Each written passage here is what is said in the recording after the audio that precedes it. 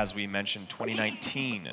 Higher was #2 in the world. It is his 4th World Finals appearance, of course, Faust's debut. I think the one thing that you have to take a look at, though, when you look at how consistent Faust has been all year long, Juicy, is that he's actually got a pretty rough win rate when you talk about playing against the other 15 competitors that are here today. Now, his win rate on the season in CRL, Swiss, bracket, all that, pretty great. When you talk about getting to this top 15, a little bit farther out. And I love that we're seeing something a little heavier, just like we were talking about. There it is, a Mega Knight's Bats deck with the Little Prince. I might actually say that this is a Goblin Giant deck. For some reason, Mega Knight Goblin Giant is coming into the meta here. MK caught at the bridge. A lot of damage in here for Faust, but now Higher has a devastating and horrifying counter push here. Those bats are gonna be brutalized by that snowball. And 1565, 1175, not too bad thus far. And the push is not over. Wow. Phoenix locked on tower, Knight pressuring at the bridge. Higher understands that he's up so much elixir here, and he's gonna connect and take that tower down. I mean, that snowball coming down was so devastating. Those bats were just gone in an instant. He needed that DPS, and maybe just getting a little bit ahead of himself in game #1 is Faust. Higher took the damage, and he goes, all right, I can deal with this. I'm not gonna lose the tower, but you are gonna have a tough time dealing with this counter push.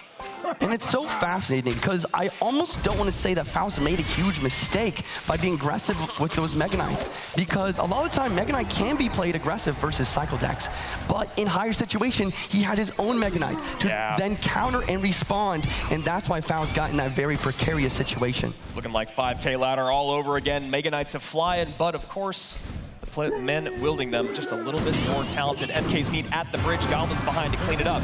We see a Goblin Giant at the bridge, just as you called, Juicy. We will see how effective it is against an Evo Knight and a Ram Rider. Ram Rider slowing everything down, Evo Knight putting in the work. I mean, what a defense. MK on that bottom right tower, Goblin Giant up high there, gets a little bit of damage in, but still just under 1,000 HP is Faust's journey on that left-hand side. Fisherman to pull the middle, Lightning gonna drop down on everything, Evo Knight tanking. He's got 35 seconds to take this left side tower though, and he's gonna opt it with the Goblin Giant in the back. Excuse me, don't you know who I am? And maybe needing a bit of a miracle here with 25 seconds remaining, but this is a kind of a scary push. MK plus Goblin Giant behind. Goblin Giant though, not very healthy, and he's not gonna have a way to deal with those goblins. 15 seconds remain, and it looks like Higher is going to be standing tall after game #1. And once again, we have another match where that Snowball's really the MVP. They did a great job of taking the bats off the board, and they did a great job of, you know, just slowing everything down, allowing for that massive damage. Well, we are going to be taking a look here in just a moment at how the beginning of that match kind of started, because honestly, it looked like Faust was in a decent spot. He was getting some good damage in. MK was on top of the tower, and maybe, just maybe, he'd be able to defend. So going heavy in game #1 on both sides, although MK plus Gob Giant maybe just a little bit heavier. And now we see our Evo Archers coming out. Archers on the board, so Faust actually opted to use the best evolution first round here. We'll see what Higher has in response for those. Skelly Drags plus Goblin Gang. Is this going to get a little recruity in here? Oh my gosh, it's a Mortar. Mortar at the bridge, Tesla at the bridge to counter that. Tesla does a great job here, looking like a Hog Earthquake versus some sort of Mortar spam deck here. Yeah, I mean, Mortar, whatever, you won my heart already. Pigs at the bridge, not Hog, Pigs. We see these Spear Gobs come down to defend that. You need something else, and he goes Barb Split. Somehow, I can't help but think that was maybe a slight mistake. Yeah, Barb Split here. Spear Goblins trying to be in tow on both sides. Looks like Barbarians will sneak in front on both. Nice arrows there to deal with the Archers, but this should be a nice cleanup with the delivery coming in here for Faust. Maybe able to control this game a bit.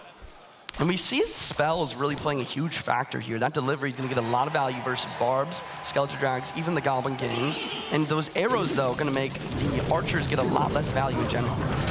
And Juice, I'm just really kind of thrown off by this deck at the top of the screen. I mean, we haven't really seen anything like this at CRL for, I mean, maybe ever? Yeah, I mean, Barbarians, Mortar, Miner. I'm interested to see that last card. If it's not another spell, the Evil Archers could get a lot of value. It's clone. Of course, yeah. And yeah, the Archers, when they're in the evolution form though, they do not take damage enough for the arrows to clear them off the board. Yeah, and that is a huge part of this, so we'll see how Higher is going to deal with that as these Evo Archers kind of just go off to no man's land, but that makes sense, you know, at this moment, just trying to cycle them, see if you can turn that into anything, and then, of course, the next thing you got to do is cycle right back to them. Tesla doing a great job of cleaning up ground and air. This game is extremely close, just by a few HP. Faust down a bit of elixir here. Let's see what Higher does with the elixir advantage. Really just am so curious to see what Higher, and I'm sure Faust is as well, to see. And there we go, a monk coming down. So a very odd deck, but hey, you got a little bit of minor mortar bait. I'm not too angry about it. You got the monk in there to deal with the archers because you have to expect that you're gonna see them, and now you got that 3-card cycle conversation. So monk here, not gonna use the ability quite yet. Gets across the bridge. Ability, gonna tank for the miner. It's also going to allow this to get a lot of chip.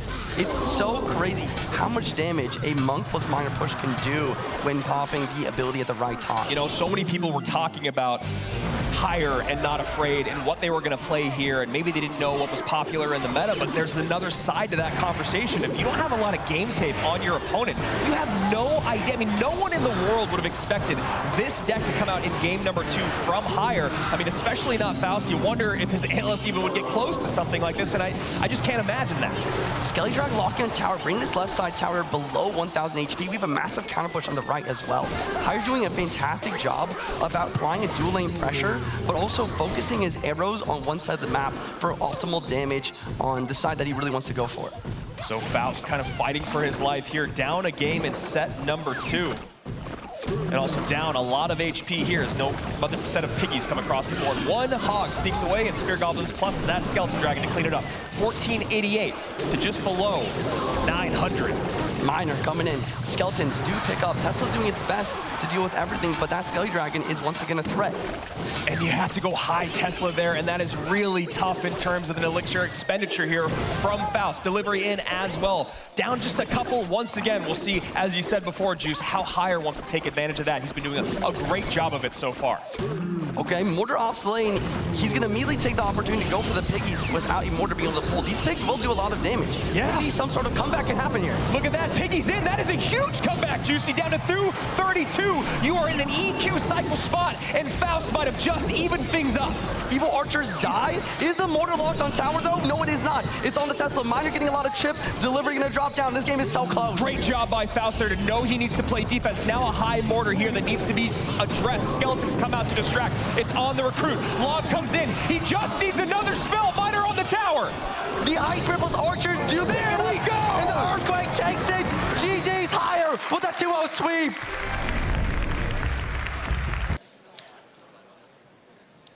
And a wonderful come from behind victory here for Faust as we are hopping into game number 3, bowling. Shout out to the crowd here.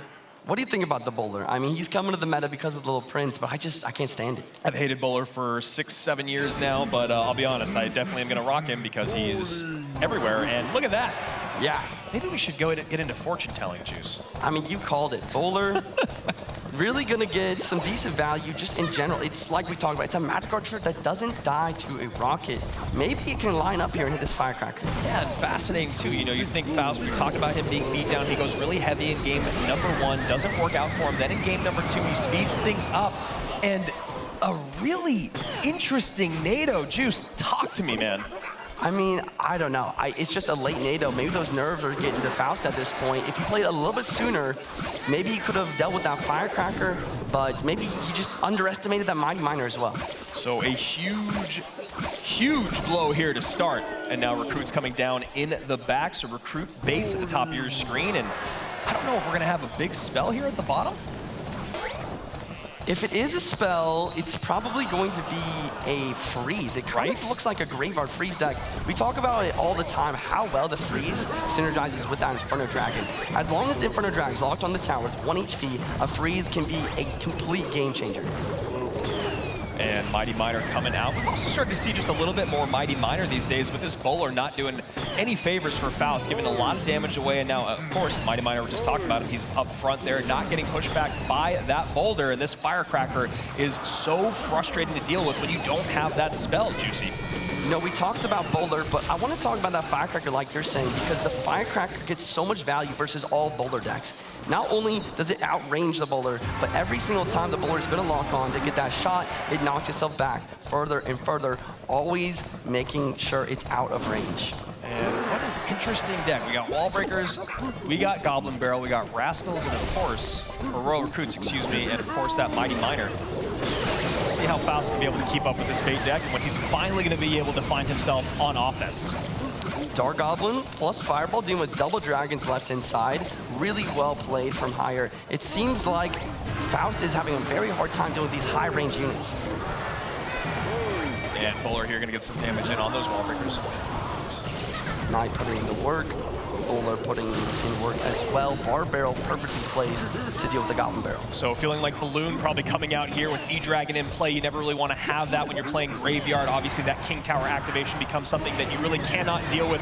You've said it so many times, Juicy. I've watched you on your stream. King Tower is activated, game is over basically. So just waiting to get on offense is Faust as of right now, but the pressure from Higher has been relentless. There's the freeze, so we know we're just waiting on when that Loon will come out. But a decent amount of air responses is in Higher's hands.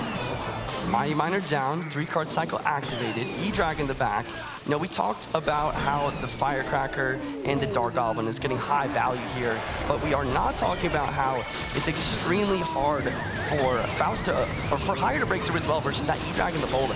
Yeah, I mean, and this is the thing, is how long can Faust hang on and then turn it in? I mean, once we get past this next 23 seconds, we get into triple elixir, maybe not. Maybe he heard me and he goes, all right, I need to get back on offense. We're running out of time. Just barely over. 70 seconds remain, and the cannon finally comes out here. So you've got a Dark Goblin, you've got a Firecracker, and you have a cannon to control this. And honestly, you got the Mighty Miner and the Fireball if you need that pushback or so, a little bit of extra DPS. So Faust's gonna have to do some math, figure something out here in the next 58. 58 seconds, triple elixir time. Look at these Firecrackers, Andrew. Firecracker controlling the board completely here, and the Goblin Barrels are always forcing out the Bar Barrel. Without the Bar Barrel, how do you deal with the Firecracker as well as the Wall Breakers and everything else? One of the most frustrating things to deal with in this game are those Firecrackers and Dark Goblins stacking up on the other side of the board and just not having a way to get to them. You see Faust leaking elixir here and there because I don't think he knows exactly when to send and what to send. NATO plus E-Drag, but it's not enough. And the Dark God cleans everything up. I don't think Faust can break through. I mean, it really doesn't seem that way. And as I said, Higher doing a really great job of keeping up the pressure. So now Faust is kind of forced to do what the only thing you can do, which is take damage from that barrel so you can actually get back on offense. So a decent push on the left-hand side. This push on the right really isn't going to go anywhere. And I don't think it's enough time. So a great come-from-behind victory in game number 2. But Faust still going to be sent down to the lower bracket, and he will be facing Mo Light later on today. GG's. I mean, Higher, I was watching his face during the entire match. He was locked in. Like, literal ice in his veins. It was beautiful